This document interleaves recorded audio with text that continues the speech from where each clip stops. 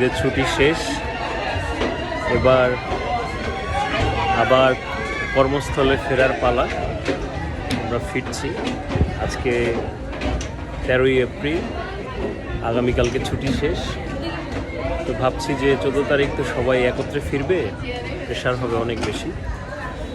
তো মনে হলো যেন ডিসিশনটা ঠিক আছে, কারণ আজকে এসে দেখলাম যে মোটামুটি ফাঁকা বলা যায়। ইনফ্যাক্ট আজকেই আবার সকাল 10টা বা 11টার পর থেকে মনে হচ্ছে যে একটা ক্রাউড হবে। এখন যেই লঞ্চে আছি সেটা হচ্ছে ইগল 3, সকাল 9টায় ছাড়বে। আসার সময় গাড়ি নিয়ে এসেছিলাম, কিন্তু এখন পাওয়া যাচ্ছে না, সবার শিডিউল আছে। আবার পাওয়া গেলেও এত আকাশচুম্বী ভাড়া চাচ্ছে, which is not very logical.